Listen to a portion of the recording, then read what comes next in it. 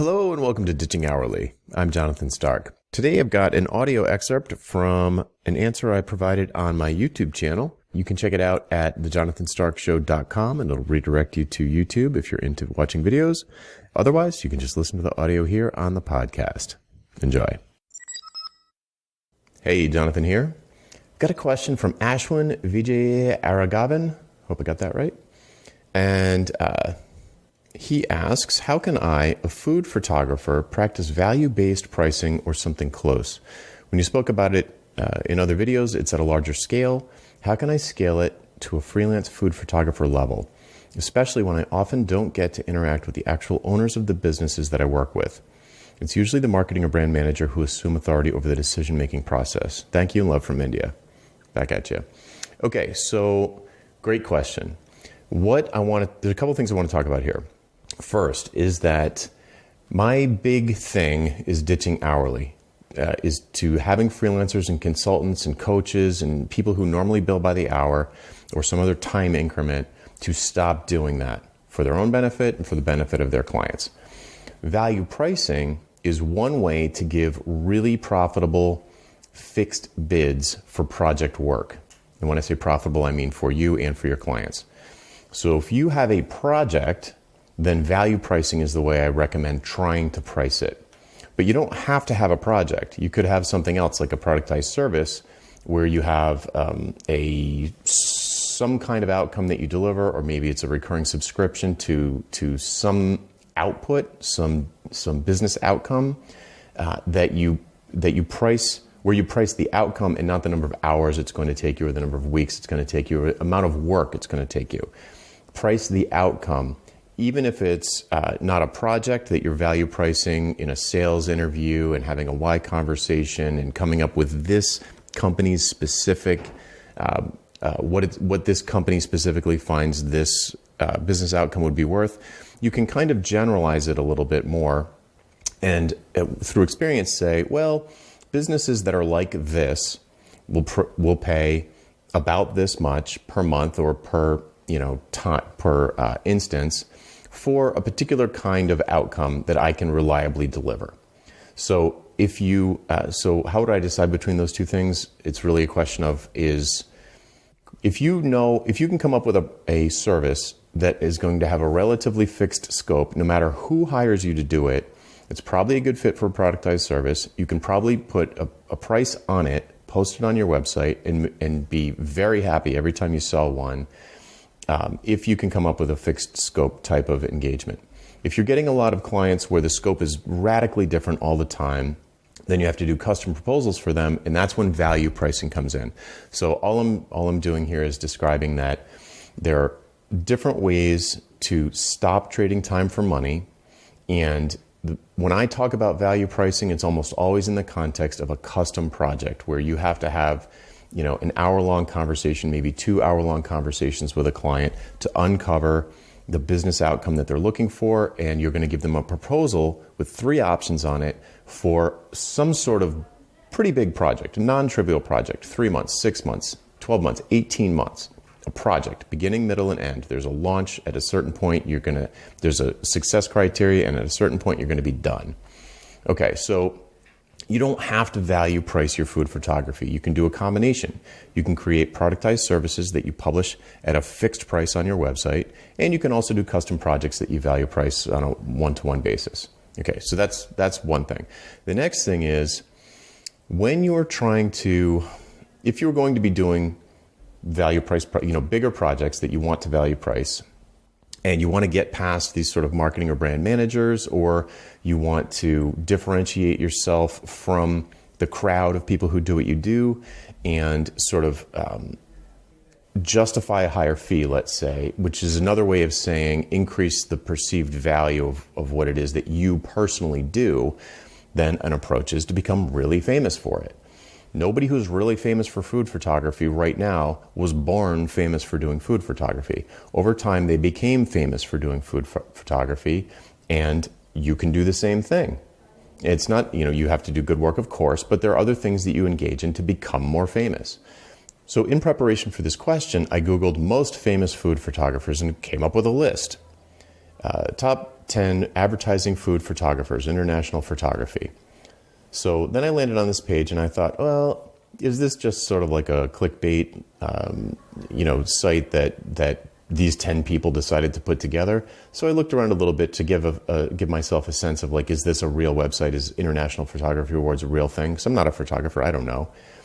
And I looked at the jury, and these people seem like real people. They seem serious. I'm just basing this on the visuals. It could all be fake, but you as a food photographer, question asker, you probably know some of these people. These might be people who you look up to. This might be an important website in your business. If it's not, go to one that is. But the bottom line is, let me go back. Okay, so the bottom line is there were 10 winners. Maybe these people are famous to you. Maybe they're not.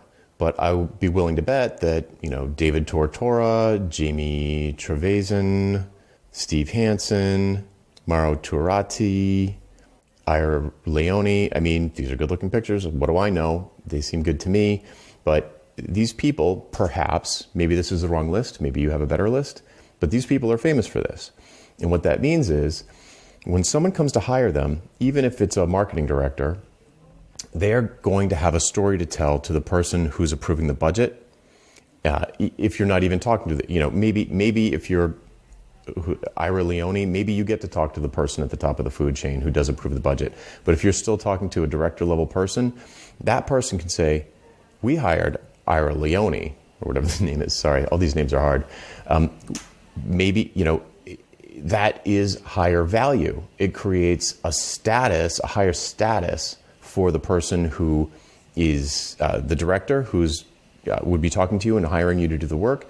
But it's also creating status for the person that they're talking to, the head of the agency or the head of McDonald's or whoever's food you're photographing.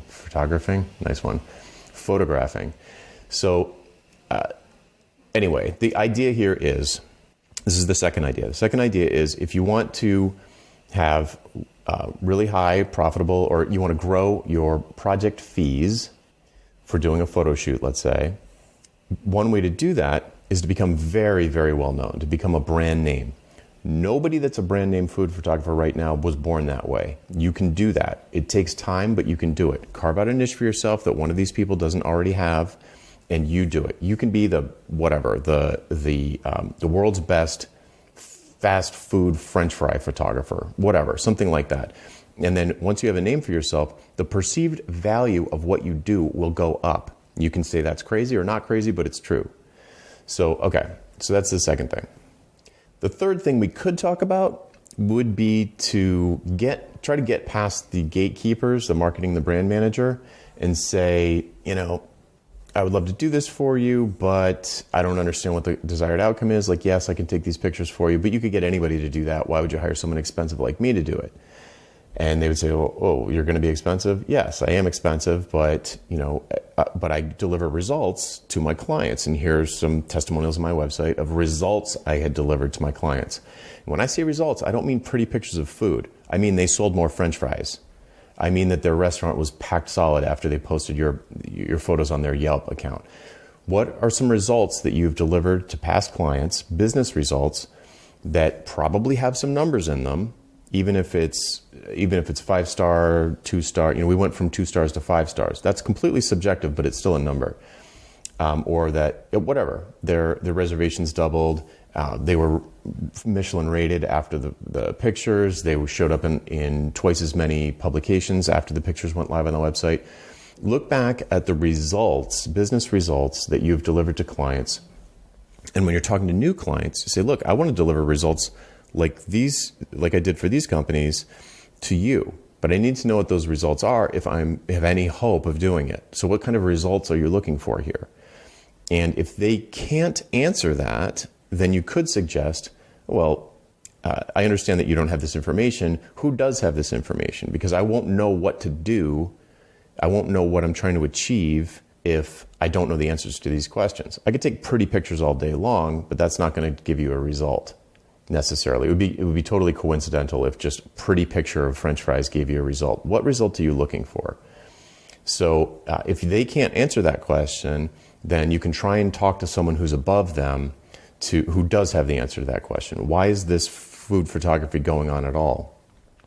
And the issue that you'll come up against, I should say, is that someone might have already decided the strategy. They don't want to waste their time sharing the strategy with you. They've already decided what the French fries need to look like. Just shoot it like this, please. And that scenario is not a great scenario for someone who's trying to grow their business or have higher profits. That's a fine scenario if you just need some money to pay your rent and they're going to tell you what to do and you're just going to do it. That's fine. I mean, that'll keep the lights on, but that's a trap. Eventually you'll end up trapped by that. So if you're just going to do the hands work of being told what to do and do a good job of doing it, then bill by the hour. I don't care. Bill by the photo. I don't care. It's not, but you can't keep doing that forever. You'll end up trapped by it. So if you need to take on a job where the advertising director or the founder, the owner of the food company is telling you what to do, we know what we want it to look like, we know that you can do it, we saw your portfolio, just give us a bunch of pictures of our food that look like the other food. You could say, fine, I'll just do that, and don't argue about it. Don't try and get strategic. Just do what they tell you to do. Take the money, and in your additional free time, carve out some free time for yourself to either come up with a productized service and sell that, or go back to your pre-existing clients, find out what results with numbers that you delivered for them, what your contribution to that was, and continue to try and get more famous. Because the more famous you are, the more leads you're going to attract, the more perceived value people are going to have in your work, and the more you're going to be able to charge because you're actually delivering more value. All right. So great question. Thanks for that. I'm sorry if I went on for a long time. I'm not sure how long that was. But if you, dear listener or dear viewer, have a question for me, just hashtag AskJonathan on YouTube, Twitter, or LinkedIn, and we'll get to it as soon as we can. See ya. Would you like to learn how to get paid what you're worth? How about selling your expertise and not your labor? We work through all of this together in the pricing seminar. Pre-registration starts soon, and you can sign up to be among the first to know when early bird pricing is announced at thepricingseminar.com. That URL again is thepricingseminar.com. Hope to see you there.